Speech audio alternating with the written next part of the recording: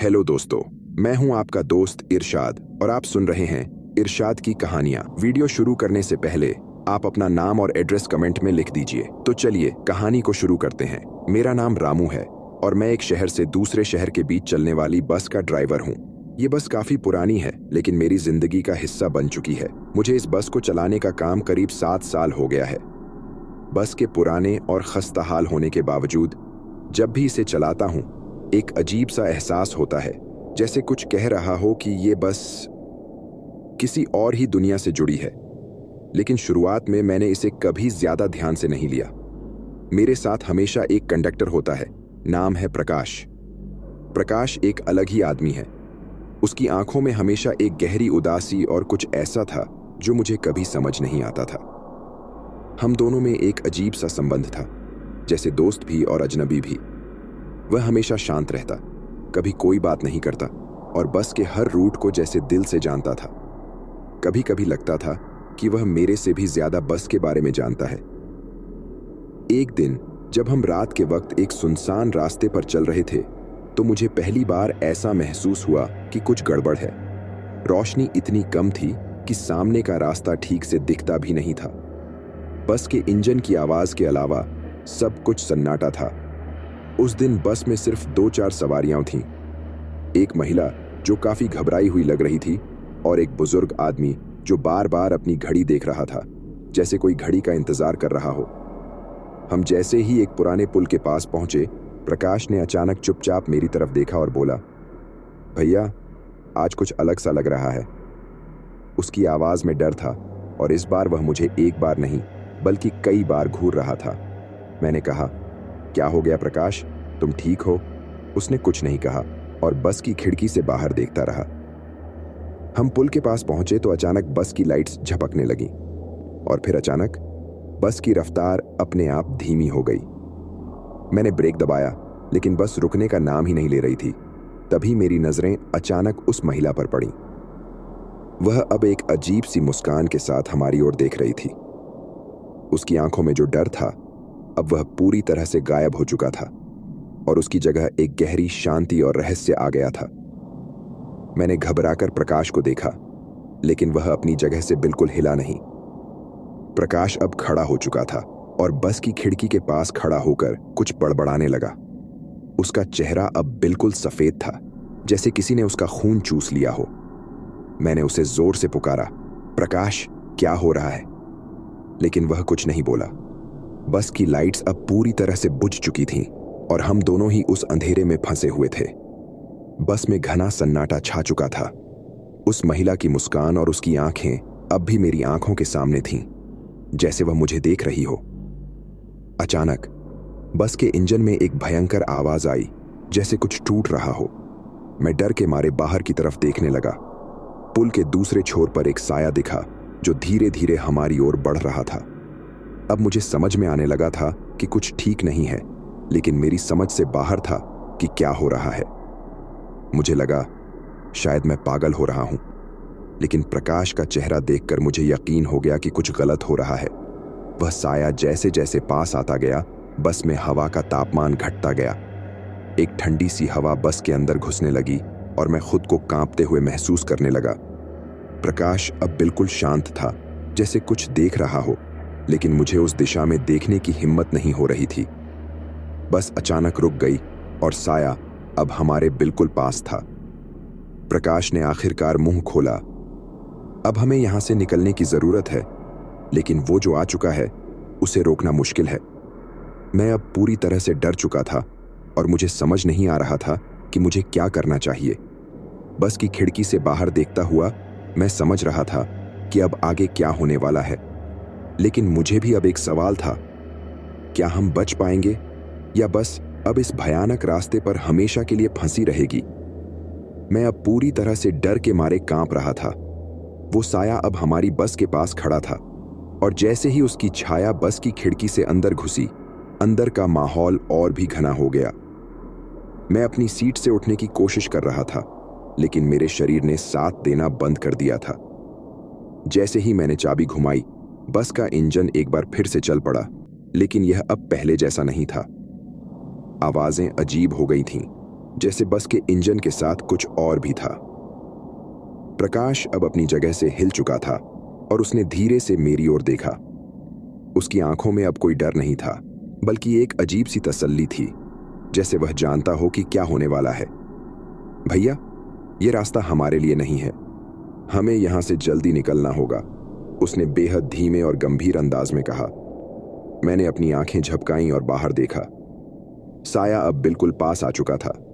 उसकी शक्ल अब साफ दिखने लगी थी, एक भूतिया चेहरे के साथ जिसकी आंखें पूरी तरह से कटी हुई थीं। उसकी कटी हुई आंखों से खून बह रहा था और उसके होंठों पर एक भयानक मुस्कान थी। वह अब बिल्कुल हमारे पास खड़ा था और एक गहरी डरावनी आवाज में बोला, तुम दोनों को यहां क्यों आना पड़ा? मुझे लगा जैसे मैं डर के मारे बेहोश हो जाऊंगा, लेकिन फिर प्रकाश ने अचानक से मेरी ओर देखा और कहा, उससे बात मत करना, बस ध्यान से सुने रहो और कोशिश करो कि तुम डर से बाहर आ सको। साया हंसा और उसकी हंसी इतनी भयानक थी कि मेरे अंदर तक सिहरन दौड़ गई। वह जैसे हमारे सामने खड़ा होकर हमें जज कर रहा हो। तुम लोग अब इस रास्ते से निकलने के लायक नहीं रहे, उसने कहा, और फिर धीरे धीरे हमारी बस के चारों ओर घूमने लगा। प्रकाश ने अचानक चुपचाप अपना हाथ मेरे कंधे पर रखा और कान में कहा, देख, मैं तुझसे कुछ छुपा रहा था। यह जो रास्ता है, ये बस सिर्फ एक रास्ता नहीं है, ये एक फंसाने वाला जाल है। हम दोनों यहाँ फंसे हुए हैं और जब तक हम इस रास्ते को पार नहीं करेंगे, हम कभी बाहर नहीं जा पाएंगे। ये साया, वह बस का पुराना मालिक है और जब भी कोई नए ड्राइवर इस रास्ते से गुजरता है, वह उन्हें पकड़ लेता है। मैं अब पूरी तरह से चकरा गया था। प्रकाश की बातें सुनकर मेरी आंखों के सामने अंधेरा छा गया। क्या कह रहे हो प्रकाश? ये सब क्या है? क्या हम सच में फंस चुके हैं? मैंने डरते हुए पूछा। हाँ, लेकिन मैं तेरे साथ हूं, प्रकाश ने कहा और एक खौफनाक तरीके से मुस्कुराया। उसकी मुस्कान अब भी अजीब थी, जैसे वह किसी गहरे राज को छुपा रहा हो। तभी साया हमारी बस के पास आकर खड़ा हो गया और बोला, तुम दोनों का क्या होगा? यह तो अब तुम्हारे ऊपर निर्भर है। अगर तुम बस के इंजन को बंद कर दोगे तो तुम दोनों कभी इस रास्ते से नहीं निकल पाओगे। मैंने पूरी ताकत लगा दी और बस का इंजन बंद कर दिया, लेकिन जैसे ही इंजन बंद हुआ, पूरी बस कांपने लगी। मैं समझ चुका था कि अब हमारे पास एक ही रास्ता था, हमें इस साया का सामना करना होगा और इस रास्ते से बाहर निकलने के लिए किसी भी कीमत पर लड़ना होगा। अब साया हमारे पास आया और उसकी आवाज गहरी और रहस्यमयी हो गई। तुम दोनों का समय अब खत्म होने वाला है, उसने कहा, और तभी वह घने अंधेरे में खो गया। अचानक प्रकाश ने मेरी ओर देखा और बोला, अब हमें भागना होगा, वरना हम फंसे रहेंगे। उसने मेरी कलाई पकड़ी और मुझे बस से बाहर खींच लिया। हम दोनों जंगल की तरफ दौड़े, लेकिन रास्ता बेहद संकरा था और हर तरफ घना अंधेरा था। हम जैसे ही एक पुरानी हवेली के पास पहुंचे, एक अजीब सी आवाज सुनाई दी। यह आवाज किसी के चिल्लाने की थी, लेकिन वह आवाज जैसे हमारे अंदर गूंज रही थी। हमने पीछे मुड़कर देखा और हमें साया फिर से दिखा, लेकिन इस बार वह और भी डरावना हो चुका था। उसकी शक्ल अब पूरी तरह से विकृत हो चुकी थी।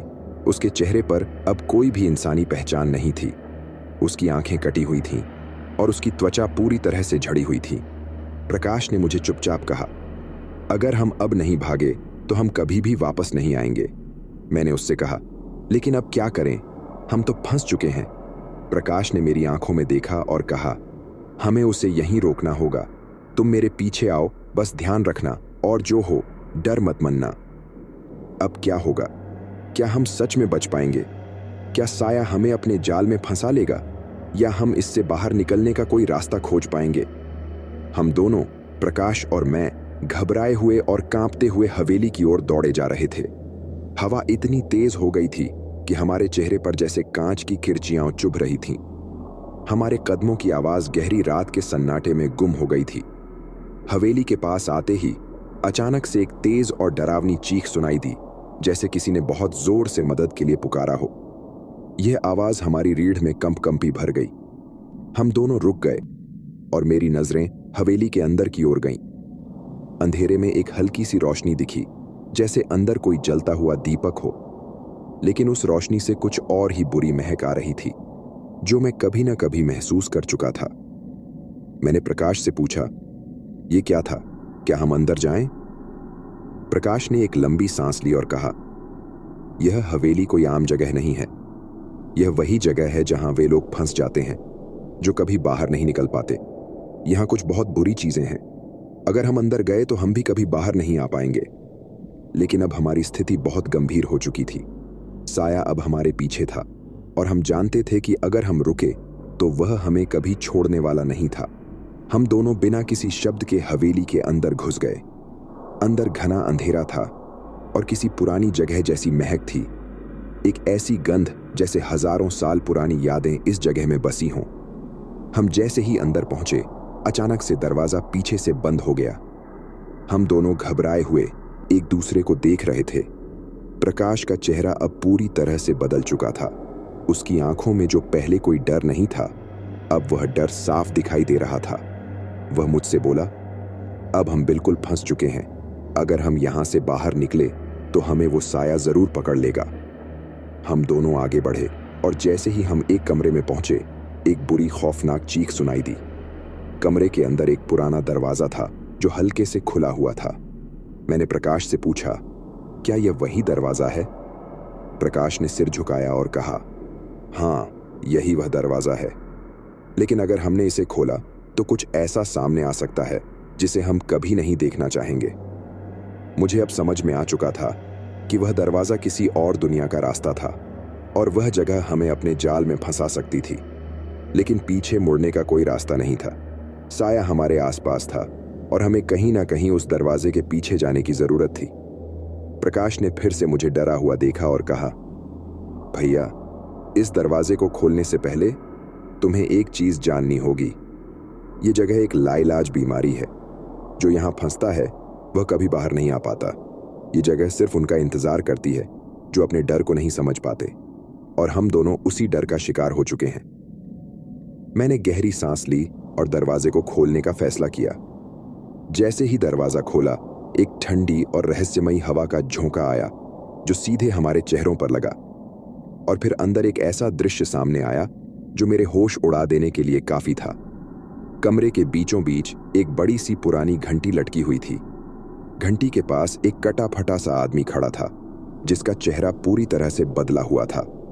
उसकी आंखें कटी हुई थीं और शरीर पर खून के धब्बे थे। उसकी आंखें हमारी तरफ देख रही थीं और एक भयंकर हंसी उसके चेहरे पर खेल रही थी। यह वही साया था, लेकिन अब वह सिर्फ साया नहीं रहा था। वह हमारे सामने खड़ा हुआ एक असली भूतिया रूप था। उसकी हंसी इतनी तेज थी कि हमारे कानों में गूंज रही थी। तुम दोनों के लिए अब कोई रास्ता नहीं बचा, वह बोला, और फिर उसने अपना हाथ हमारी ओर बढ़ाया। हम दोनों जैसे ही पीछे हटे, कमरे के बाकी हिस्सों में अजीब सी खड़कने की आवाजें आने लगीं।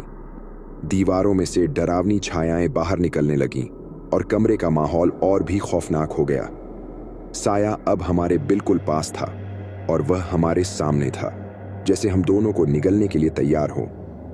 तभी प्रकाश ने अचानक से मेरे हाथ में एक पुरानी लोहे की छड़ी थमाई और कहा, यह वही चीज है जो हमें इस जगह से बाहर निकाल सकती है, लेकिन इसका इस्तेमाल बहुत सोच समझ कर करना होगा। मेरे हाथ में वह छड़ी अब कांप रही थी और मैं समझ नहीं पा रहा था कि मुझे क्या करना चाहिए। वह लोहे की छड़ी मेरे हाथ में कांप रही थी और मैं समझ नहीं पा रहा था कि इस डरावनी स्थिति से बाहर कैसे निकलें। साया अब हमारे बिल्कुल सामने खड़ा था। उसकी आंखों में गहरी नफरत और गुस्सा था। उसकी हंसी अब तेज हो गई थी, जैसे वह हमारा तात्कालिक अंत देख रहा हो। वह धीरे धीरे हमारी ओर बढ़ा और बोला, तुम दोनों को यहीं पर रुकना होगा। तुम्हारी कहानी यहीं खत्म होती है। प्रकाश ने मुझे देखा और कहा, यह छड़ी हमें बचा सकती है, लेकिन इसके लिए तुम्हें इसे सही वक्त पर इस्तेमाल करना होगा। अगर तुम गलत वक्त पर इसे चलाते हो तो हम हमेशा के लिए इस जगह में फंसे रहेंगे। मुझे डर तो बहुत लग रहा था, लेकिन किसी तरह मैंने अपनी हिम्मत जुटाई और छड़ी को मजबूत तरीके से पकड़ लिया। साया अब हमारे इतने पास था कि उसकी सांसों की गंध मुझे महसूस हो रही थी, ठंडी, सड़ी हुई और सख्त। जैसे ही उसने एक कदम और बढ़ाया, मैंने छड़ी को पूरी ताकत से उसकी ओर बढ़ा दिया। लेकिन जैसे ही मैंने छड़ी का इस्तेमाल किया, साया एक पल में गायब हो गया। और उसके बाद बस गहरी चुप्पी छा गई। सब कुछ अचानक शांत हो गया, जैसे कुछ हुआ ही ना हो। मेरी धड़कनें तेज हो रही थीं और मेरी आंखों के सामने घना अंधेरा था। प्रकाश ने फिर धीरे से कहा, अब वो साया यहां नहीं है, लेकिन यह सिर्फ शुरुआत थी। इस जगह में और भी बुरी ताकतें हैं। अगर हम यहां से बचना चाहते हैं तो हमें इस हवेली के सीक्रेट्स को जानना होगा। हम दोनों बिना कोई बात किए उस कमरे से बाहर निकले।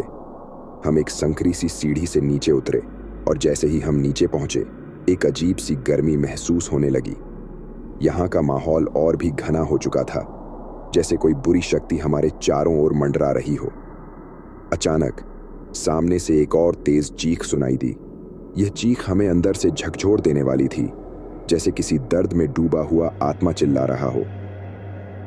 हम दोनों तेजी से उस दिशा में बढ़े जहां से आवाज आ रही थी, लेकिन जैसे ही हम एक पुराने कमरे में घुसे, हमारी आंखें चौंक गईं। वहां एक पूरी दीवार पर उकेरी गई एक तस्वीर थी, एक बड़ी सी काली और खौफनाक तस्वीर जिसमें एक आदमी का चेहरा था, लेकिन उसकी आंखें नहीं थीं। उसकी आंखों की जगह एक गहरे काले गड्ढे थे, जैसे वह हमेशा के लिए खो चुका हो। प्रकाश ने इसे देखा और घबराए हुए कहा, यह वही आदमी है जिसने इस हवेली को श्रापित किया था। वह अब अपनी आत्मा को हर किसी के शरीर में डाले बिना शांति नहीं पाता। जैसे ही प्रकाश ने यह कहा, दीवार के अंदर से एक और आवाज सुनाई दी। किसी ने धीरे से कहा, तुम दोनों अब यहीं हो, तुम हमें कभी नहीं छोड़ सकते। हमने पीछे मुड़कर देखा और देखा कि दीवार की दरार से काले हाथ बाहर आ रहे थे, जो हमारी ओर बढ़ रहे थे। वह हाथ बिल्कुल ठंडे और गीले थे और उनकी पकड़ बहुत मजबूत थी। हमने घबराकर दौड़ने की कोशिश की, लेकिन जैसे ही हम 2 कदम बढ़े, एक और चीख सुनाई दी और हम दोनों उसी जगह से बंधे हुए थे। प्रकाश ने मुझे देखा और कहा, अब हमें उन हाथों से बचने के लिए कुछ करना होगा, नहीं तो हम यहां हमेशा के लिए फंसे रहेंगे। मैंने घबराकर छड़ी को हाथ में लिया और उसे फिर से उस ओर बढ़ाया जहां से हाथ आ रहे थे। जैसे ही मैंने छड़ी को उसकी ओर किया, हाथ तुरंत रुक गए। लेकिन अब एक और डरावनी चीज हुई। दीवार की दरार से एक और साया बाहर निकलने लगा। यह साया पहले वाले साया से भी ज्यादा डरावना और शक्तिशाली था। उसकी आंखें अब आग की तरह जल रही थीं और वह लगातार हमारे पास बढ़ रहा था। प्रकाश ने कहा, अब हमें भागने का रास्ता ढूंढना होगा, नहीं तो हम इस जगह में हमेशा के लिए फंसे रहेंगे। क्या हमें साया का सामना करना चाहिए और इसके राज को जानने की कोशिश करनी चाहिए, या फिर हम जल्द से जल्द यहां से बाहर निकलने का रास्ता खोजें? साया अब हमारे बिल्कुल सामने खड़ा था और उसकी आंखों से जलती हुई लपटें हमारी ओर बढ़ रही थीं। उसकी छाया इतनी घनी थी कि हमें ऐसा लगा जैसे हम किसी अंधेरे कुएं में गिरने वाले हों। प्रकाश और मैं दोनों एक दूसरे को देख रहे थे, लेकिन अब हमारा डर और भी बढ़ चुका था। वह साया हमारे बिल्कुल पास था और उसकी हंसी इतनी भयानक थी कि हमारे दिलों की धड़कन रुक सी गई थी। तुम दोनों को यहीं रुकना होगा, साया बोला और उसकी आवाज घबराहट में और भी गहरी हो गई। तुम मुझे कभी नहीं बचा पाओगे। हम दोनों कांपते हुए खड़े थे। प्रकाश ने धीरे से मुझे इशारा किया कि हम भागने की कोशिश करें, लेकिन साया ने हमारी दिशा बदल दी। एक पल में सब कुछ बदल गया। साया के पास खड़ा वह अंधेरा अब हमारी चारों ओर घेर चुका था। एक और डरावना दृश्य सामने आया। हवेली की दीवारों से काले कलूटे हाथ बाहर निकलने लगे, जो हमारी ओर बढ़ रहे थे। उनके पंजे बिल्कुल लौह के थे और उनकी खून से सनी नोकें चमक रही थीं। मैं और प्रकाश दोनों हड़बड़ाते हुए इधर उधर दौड़े। मैं डर के मारे चिल्लाया, क्या कर रहे हो प्रकाश? हम कहां जाएं? प्रकाश ने एक पल के लिए रुक कर कहा, हमें कहीं और नहीं, सीधे हवेली के तहखाने में जाना होगा। वहां हमें वो छिपा हुआ राज मिलेगा जो हमें बाहर निकलने का रास्ता दिखा सकता है। हमें बिना समय गंवाए उस तहखाने तक पहुंचना था, लेकिन साया और उसके काले हाथ हमारे पीछे थे। जब हम तहखाने की ओर बढ़े, दरवाजे के पास कुछ और डरावने दृश्य सामने आने लगे। दरवाजे पर एक पुरानी तिजोरी की तरह लॉक था और उस पर कुछ जटिल और रहस्यमय निशान उकेरे गए थे। प्रकाश ने मुझे बताया, यह तिजोरी हमें उस राज तक पहुंचने का रास्ता दे सकती है, लेकिन उसे खोलने के लिए हमें इस हवेली के इतिहास को समझना होगा। तभी साया की आवाज सुनाई दी। तुम जानते हो ना कि तुम कभी बाहर नहीं जा सकोगे। मैं तुम्हारी आत्माओं को ले जाने वाला हूं। हम दोनों ने बिना किसी डर के तिजोरी को खोलने की कोशिश की। जैसे ही मैंने उस पर हाथ लगाया, एक गहरी ठंडी हवा का झोंका हमारे चेहरे पर आकर लगा। तिजोरी का लॉक खुद ब खुद खुलने लगा और एक अजीब सी रोशनी बाहर आने लगी, जैसे किसी गहरे गड्ढे से कुछ निकल रहा हो। हम दोनों बिना सोचे समझे अंदर दाखिल हो गए। जब हम अंदर पहुंचे तो हमने देखा कि वहां एक पुरानी किताब रखी हुई थी, जिस पर एक काले रंग की छाया गहरी थी। किताब के पन्नों पर कुछ पुरानी चीनी लिपि लिखी हुई थी, जो बहुत ही डरावनी लग रही थी। प्रकाश ने उस किताब को खोलते हुए कहा, यह वह किताब है जो हमें इस जगह के बारे में सब कुछ बताएगी। मैंने हिम्मत जुटाई और एक पन्ना पलटा। जैसे ही मैंने उस पन्ने को पलटा, पूरे तहखाने में अजीब सी आवाजें आने लगीं। दीवारें कांपने लगीं और ऊपर से एक गहरी भयावह आवाज सुनाई दी, तुमने जो छेड़ा वह अब तुम्हारा पीछा नहीं छोड़ेगा। हम दोनों घबराए हुए किताब के बाकी पन्नों को पढ़ने लगे। किताब में लिखा था, यह हवेली एक शापित स्थान है जहां कोई भी जीवित आत्मा नहीं रह सकती। यह हवेली अब उन आत्माओं की है जो कभी इस जगह पर फंसी थीं, और अब उनका काम है नए मेहमानों को अपने साथ ले जाना। जैसे ही मैंने पन्ना पलटा, अंधेरे में से काले साया ने हमें घेर लिया। उसका चेहरा अब पूरी तरह से विकृत हो चुका था और उसके होंठों से खून टपक रहा था। तुम दोनों को नहीं छोड़ूंगा, उसने कहा, और उसकी आवाज इतनी डरावनी थी कि वह हमारी आत्माओं तक गूंजने लगी। हमने तेजी से वह किताब बंद की और छड़ी को हाथ में लिया, लेकिन अब वह साया हमारे सामने था और उसके पास अब कोई रास्ता नहीं था।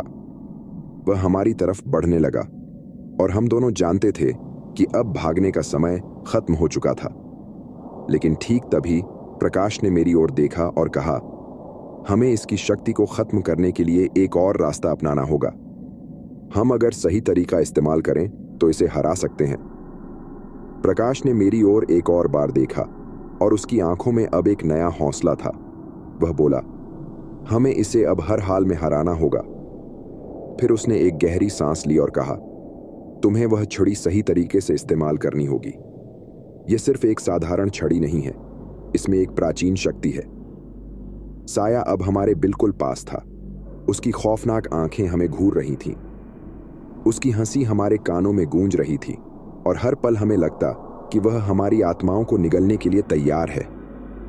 मैं और प्रकाश दोनों कांपते हुए एक दूसरे से नजरें मिलाते थे, लेकिन अब डर के बजाय एक अजीब सी उम्मीद जगी थी।